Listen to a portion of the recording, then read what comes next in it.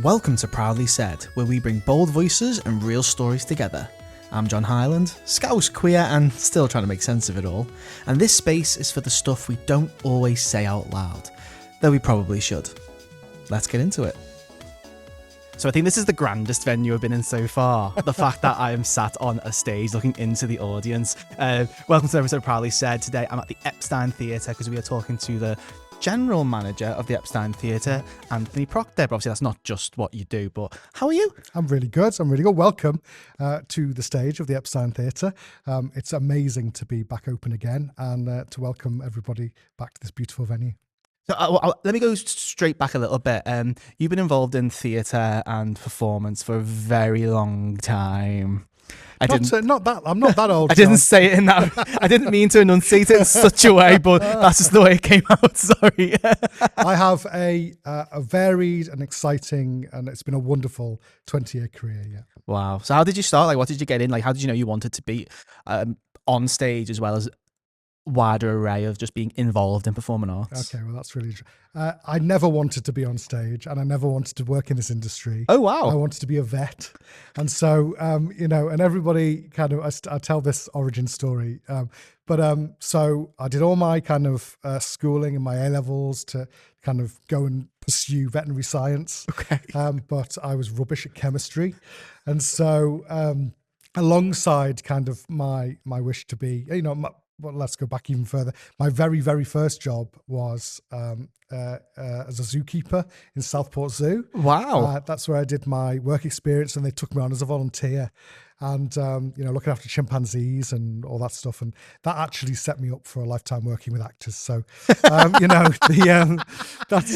a true story. If anyone listening who has a production in the Epstein Theatre, that's how you do it. Like, yeah. That's right. That was a joke, by the way. So I loved animals.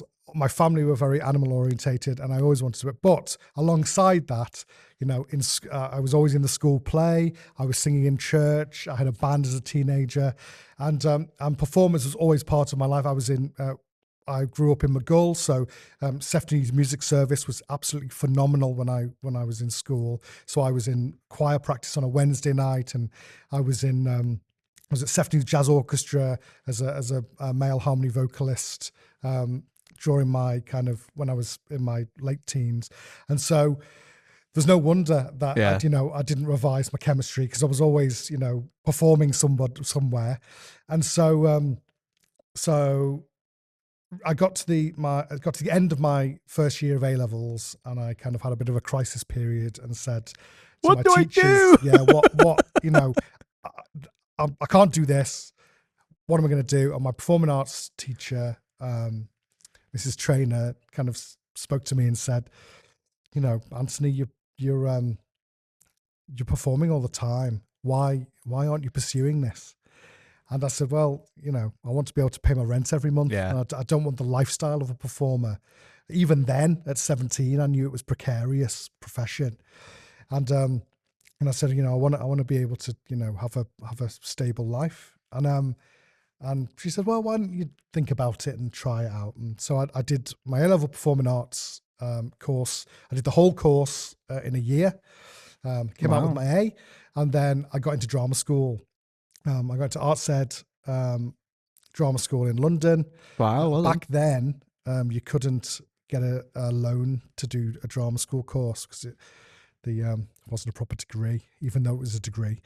And that's changed now. You can get full support to go to that training now. But so I didn't go. But what it gave me was gave me the confidence that I was good enough. So if I could be in that room with those 30 students, I was good enough to be an actor.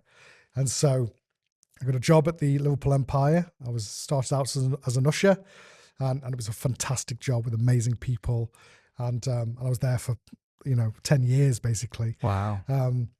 And so I did every job at the Liverpool Empire whilst I was, training myself, really, in performance, taking little jobs where I could.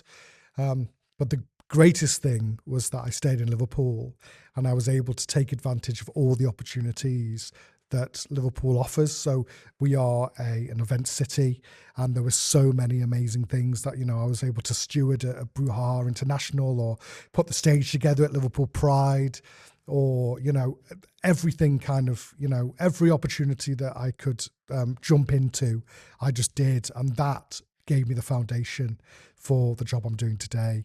And there were so many amazing things back then.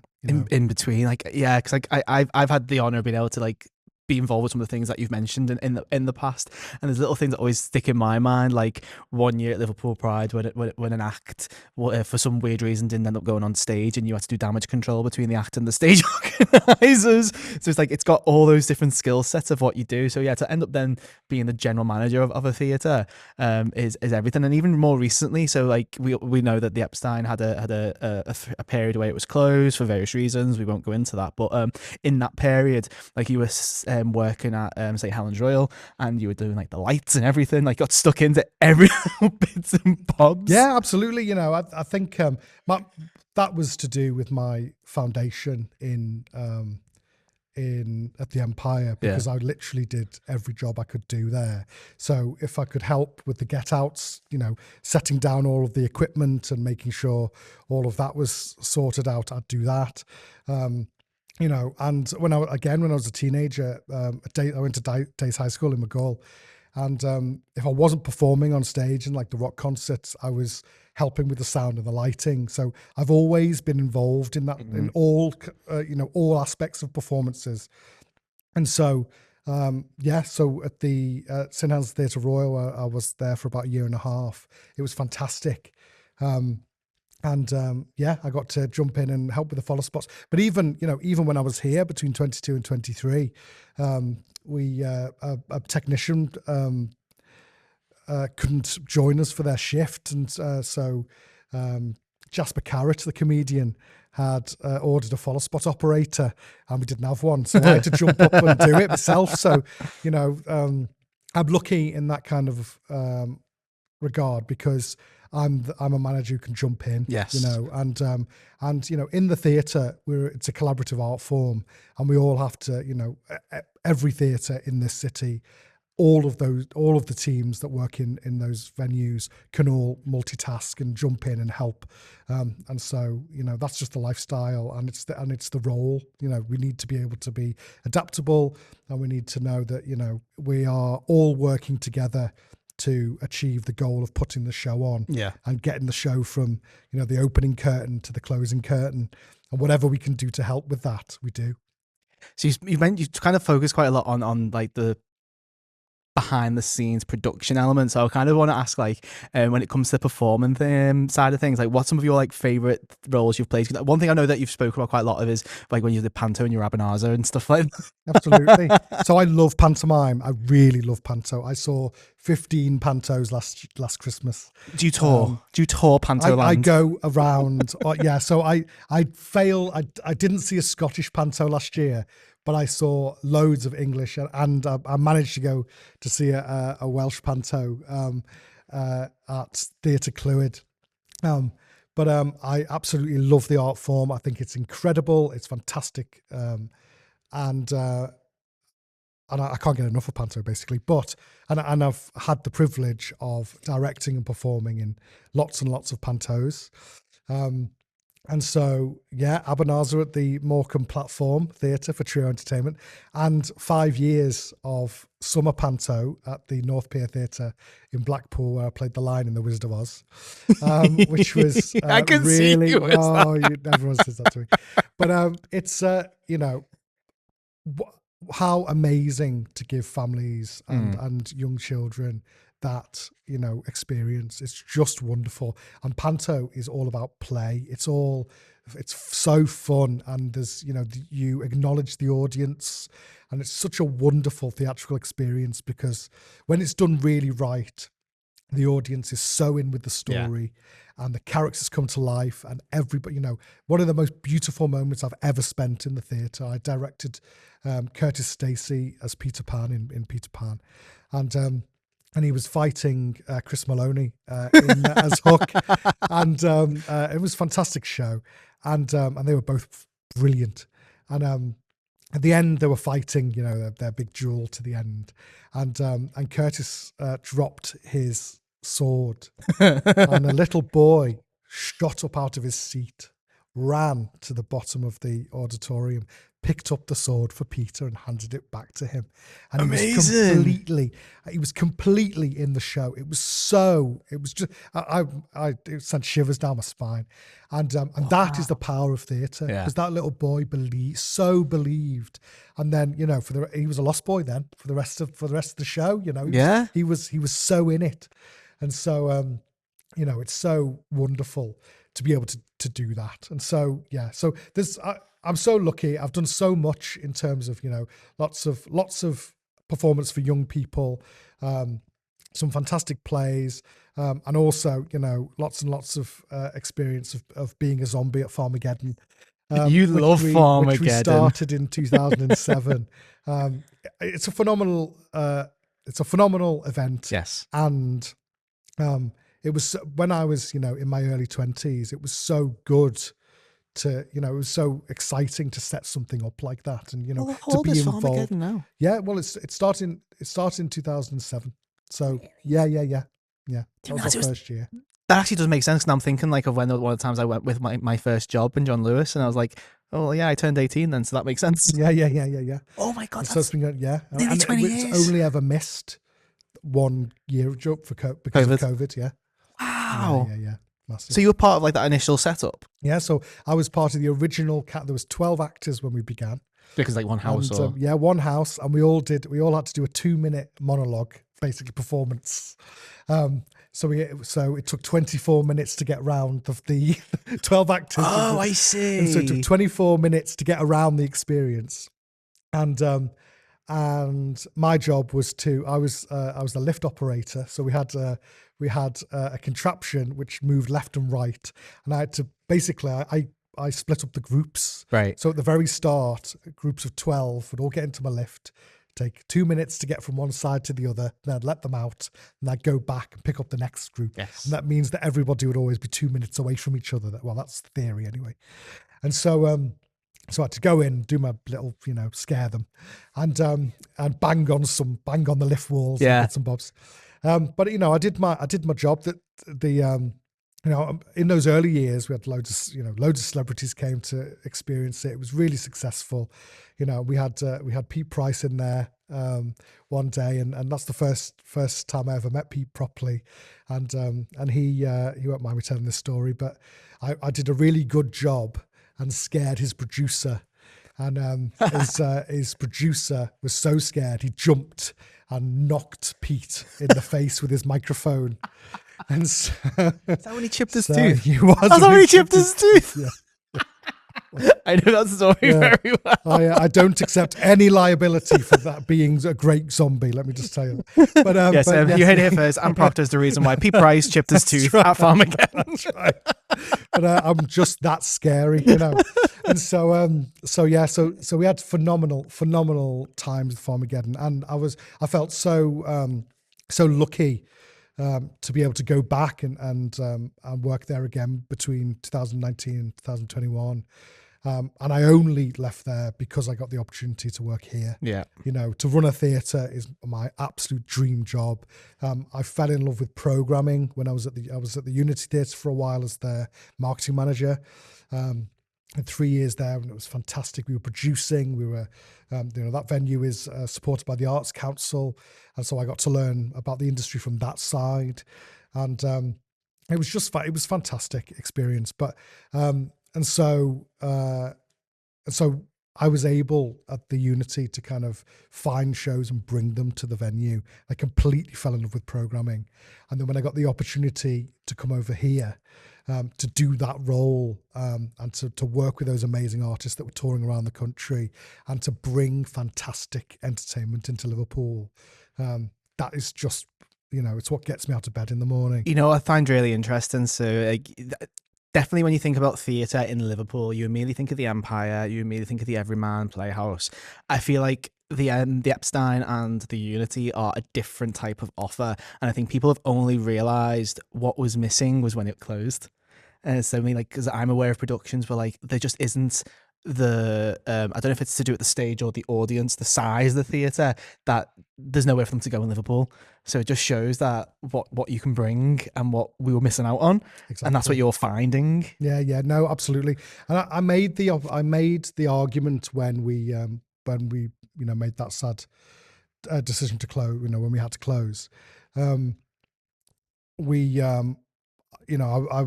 was arguing with everyone who'd heard me about the fact that if this venue closes, it means that certain productions cannot come to Liverpool, because the way this theatre works is our niche kind of goes between the Raw Court and the Playhouse. Yes. But also we're set up like a little mini Liverpool empire, because we're receiving touring venues. So tours that are going around the country, if they want to come to Liverpool, their only real option is the Epstein Theatre, because of our size and the size of our stage and the equipment we've got. There isn't any other venue which can suit that show. So unfortunately, when we closed, those performances just didn't come to Liverpool. Definitely didn't come to Liverpool city centre. Yes. And so we lost out. Now we're back open again. The majority, it's like 99% of those producers Already straight on. have come back. Yeah. So I was able to go to them and go, we're open again. Here's the terms. Yeah. Do you want to book in? And really, all of the ones really that are still producing are back. Which is great. It's fantastic, and it's so wonderful. And so the venue is so important to the ecology of Liverpool nightlife. And we've already, I was so pleased to be able to say a couple of weeks ago, we've already sold 5,000 tickets in advance. We've taken £100,000 in advance in ticket sales. Wow. And literally, we'd only been open for 3 months. We'd only been trading for 3 months up to then. So the opportunities into the future of what we can do, and the shows that aren't even on sale yet, which are coming, are so exciting. And we're literally putting a year's worth of programming on sale all at once. That's amazing. So I've got me and my team got a lot of work to do. But it's phenomenal, the amount of demand from both artists and audiences for this venue. It's amazing, because I think definitely when it was initially, when the sad decision was coming that it was closing, there was this big massive movement of save the Epstein, save formerly known as the Neptune, because a lot of people see it as like the community's theatre, the working man's theatre. Because definitely from when I was younger, when it was the Neptune, it seemed to be the place where, as a young person, it was your first opportunity to be on stage, because of the way, as you say, the way the theatre's set up, the audiences, of how people get in. So it means a lot to a lot of people, doesn't it? Absolutely. I hear loads of fantastic stories about this venue being people's first experience, either as an audience member or as an artist. And I share that. This is the first theatre I ever went to as well as a child. I came to see we call each other brother and sister, but we're not really related. I saw Emma Bispham, who's now a professional actress, works a lot at the Raw Court. When we were kids, my dad and her mum went out, Right, and so we kind of grew up together. And I saw Emma in a musical version of Robin Hood, right here. I sat on row H in the middle, and I don't remember Emma in the show at all. What I do remember is an actor waving and following the curtain down as you were, and it felt like he was waving just as the curtain came down. He was like waving under the curtain, and it felt like he was waving just to me. And it was just, and to be able to give that experience back to other young people in the same venue is just wonderful. And so, and we are, we try and be, and we aim to be, and we are an accessible venue in terms of, if you want to hire the theatre, it's reasonable. It's a reasonable cost to hire. We want to be as open as we can to people who just want to have a go. Yeah. And the same with audiences. We try and be as affordable as possible. We try and make it as easy as possible to buy a ticket. The doors are open so that, we want people to feel like this is their venue and they're welcome and they can come in. And it's everyone we work with. We want them to feel like this is, a place for them. Yeah. And it's always been that. This is Liverpool's municipal theatre. It was owned and run by the council for years and years and years. It's not in that position anymore, but that doesn't mean that it's not still Liverpool's. Yeah, of course. This is a Liverpool theatre run for the Liverpool City region and everybody who visits us in Liverpool. And everybody should feel welcome here. And I love that. And it's just the way you position it. Just like, this is it. This is us. Yeah, well, that's it. I really went into British Showman. No, it's not you, John. It's not, this is me. Yeah. No, this is us. This is Liverpool. You touched upon something on about just taking a little bit step back about so one of our first interactions actually, like in person, I think we knew each other prior, but proper interactions was when I did something with Grin Theatre, and you done some like acting coaching and directing. So I'm just curious from a director's perspective, like when you're doing that kind of thing, what's the process? Because I must admit I've attempted to do it in the past and failed miserably. Well, it's a skill. I think my take on directing is that a director's job is to create an environment where actors can practice their art. So I try and kind of, this sounds like a little bit of a cop-out really, but I try and do as little as possible. When I'm done, and that has come from a lot of projects where I've done too much. Right. So give me some artist freedom. That's it. Oh, do it like this, or you can't expect, as a director, you can't expect an actor to give your performance. Yeah. And and as a performer, sometimes when you're wearing the director's hat, you wanna get your actor there as quickly as possible. You might not have a lot of time in rehearsals to kind of get what your idea is, but you've got to trust the people you're working with. As I said before, theatre is a collaborative art form, and hopefully you've cast a company who can give you the results that you're looking for. You've got to trust that you've done that. And so so my kind of role and what I do in directing now is I ask a lot of questions. I try to give the actors as much research, kind of, as much content as they need to kind of hit the nail on the head with their characters. Would the phrase be as much justification? Well, that's it. And just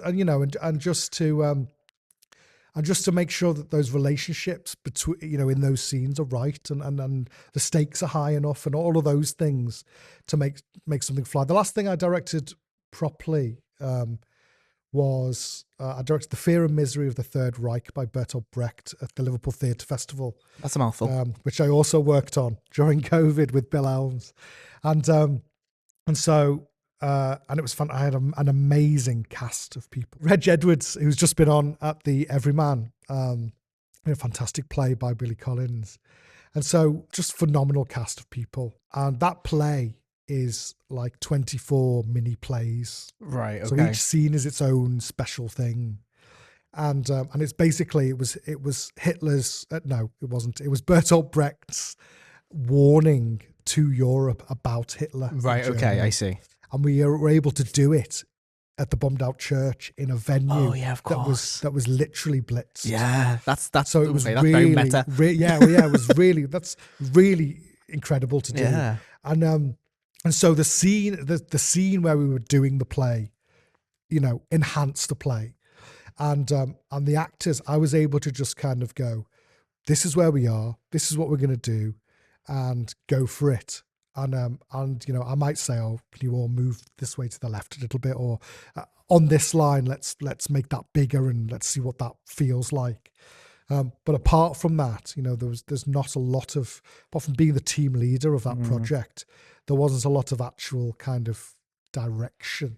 You know what I mean? It was more providing the actors with a space where they felt they could play, and then going, yes, that's it. That's what we need.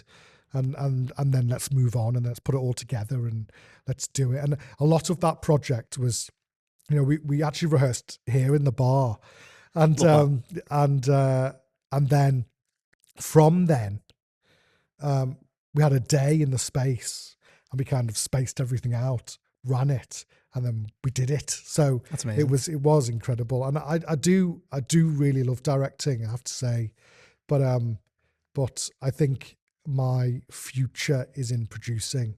And for St Helens Theatre Royal, I tour booked their last tour, Reach Sue and Bob 2, with Jake Quickenden, which was an incredible experience. 10 venues. I had to do all that negotiation. I had to find them. I had to get the theatre managers to answer their email, or call me back, or, all that. The thing that I'm doing now, where I'm like, I'm too busy. I'm really sorry. I will get to you. But, I understand all of that, that other side. And to be given the opportunity and the responsibility to kind of, to work with that budget and do that show and make that happen was so amazing. And I think that producing and programming are kind of my futures, probably. And it's nice because as you're talking about it, like your face lights up, because I think it's a bit like, because this is my perspective watching you describe it. It's like you know that you're bringing so much joy to the people of the theatre that it's coming to, but in the same breath it's like, this is very much shaped you as a person, and it's now like I can bring that to other people, and it just, you can see it on your face. Well, it's amazing. It's I'm a complete theatre fanatic. I love, if I'm not at the theatre at work, I'm at the theatre. Yeah. If I'm not watching a play, I'm reading a play. So, I'm completely love the art form. I love it's been my entire life for 20 years. And I love passing on that experience, and theatre is so important to me. And it's wonderful, especially being in this city, with how many people in Liverpool want to go out for the night. And there's no better feeling than watching 300 people come through our doors for a fantastic time, and to be part of the team that kind of delivers that is just incredible. But also, it's something I've done since I was 18. Yeah. So it's just like second nature to me in terms of like wanting, that's my job, and so I feel very, very, very privileged to be in the position I'm in. So I'm curious, just I'm conscious of time, but I'm a little bit curious, like when it comes to deciding what to put on, like what is that process? Because I imagine that's very difficult. Well, there's two things. You can only program in a touring venue what's on tour. Mm-hmm. So you've got those limitations. We try and kind of influence work happening in Liverpool. So we are supporting Liverpool producers to make work and trying to encourage them to come here and bring that show here. So we've got a bit more of an option of what to program. Yeah. But the artistic policy of the venue was really kind of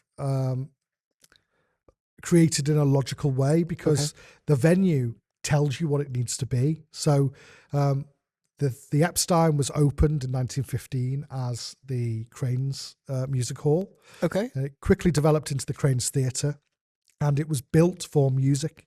You can see I don't know if the camera can see, but on the walls of the auditorium, there's 6 heads, and they are the composers that were particularly were popular piano music composers when this was open in 1915. I never knew that. We've got Bach and Mozart and Wagner, and because this whole building was a music shop. Yeah, wow. So, and it was not just a music shop, it was the headquarters of a massive music instrument selling business called Cranes and Sons. Wow. And so we honor that legacy by programming music. In the 60s, the venue turned into the Neptune, and it was owned and operated by the city council. In the 90s, the venue was a massive comedy club. It was the Neptune Comedy Club.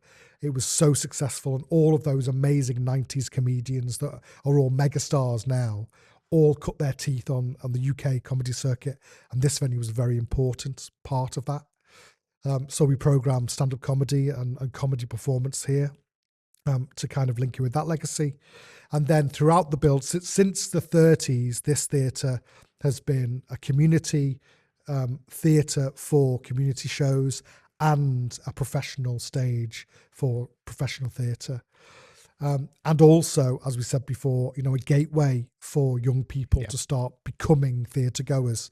So pantomime and performance for young people and families is really important, and theatre is also really important. So kind of that feeds in with the decisions of what can come here. I try my very best to kind of balance within a month all of those things, Right. so that something, it's a bit more difficult with family work because that usually kind of has its touch points in kind of like half terms and, you know, when the school holidays are. But I try and my very best to bring monthly something for the widest amount of audience possible, so they'll come once a month to see something. I love that. I did not know that entire history. So that's incredible. And the fact, okay, so there is in writing the history of that's how we try and program to try and respect the legacy of the theatre. That's amazing. Yeah, that's actually incredible. Thanks for the history. That's not. I don't think I've ever seen you speechless before, John. That's very good. But yeah, so that's, you know, there's been a lot of thought. You know, and the great thing is you know, I love my time at St Helens Theatre Royal. I absolutely love working with Jane and with Chantel over there and all the amazing team. But whilst I was not here for a year and a half, in my downtime, I had a lot of time to dream about what, you know, if I got the opportunity to run a theatre again, what would I do? Yeah. So to get the opportunity to come back here, which I'm so thankful for. So is the city. Well, so thankful. And to get the opportunity to come back, you know, all those things, you know, that I wanted the opportunity to try and do, we now have that, you know, we now have that opportunity. Yeah, exactly. And so I was able to go, well, this is what it needs to be.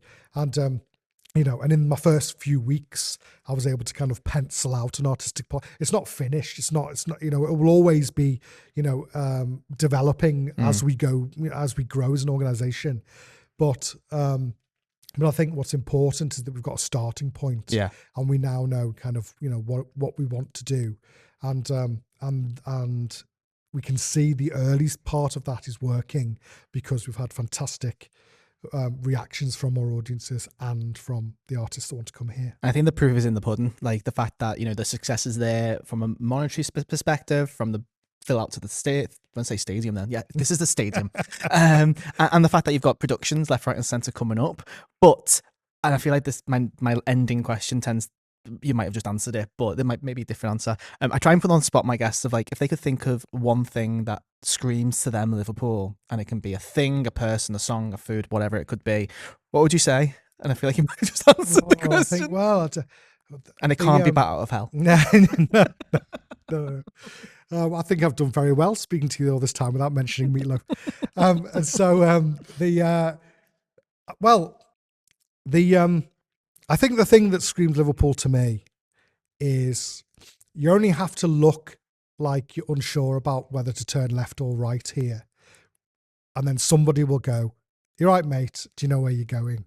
I love that. And that is Liverpool to me, because whenever anyone is visiting the city, when they step out of Lime Street or they step out of Central Station or they step out of, John Lennon Airport, they are part of our community straight away. And that is such a special thing for a place to be able to give to people. That is Liverpool to me. People kind of describe Liverpool as a village. And it's very much like, what's that phrase? It takes a village to raise a child. Yeah. And well, anyone. we are a city who still behaves like a village because our community is everything. You know, and we're all of us are connected, and I think that that's what's so wonderful about the city. You know. Yeah, I love that. I like that answer. It's just short and succinct, but says a lot. Well, it is Liverpool, isn't it? And yeah. It's the thing is, if I mention like a place or a person, or all of those people would just do what I've just said. Exactly. You know what Yeah, I mean? it's that sense of community in a village. No, I love that. Well, thank you very much for joining me. I've learned a lot. If you want to find out more about yourself or the theatre, where can they go? Absolutely. So you can find out more about the Epstein at epsteintheatre.com, and I would advise you to join our mailing list. And that's that's the way you'll hear about everything we're up to first. Amazing. Thanks so much. If you've got any questions for the podcast or want to follow us, it's at Proudly Said. Send any emails to hey@proudlysaid.co.uk, and we'll catch you next time. Thank you very much. Thanks, John. Appreciate it. Cheers. You've been listening to Proudly Said. If it meant something to you, pass it on. If it didn't, maybe it will one day. Either way, stay kind, stay loud, and stay proud.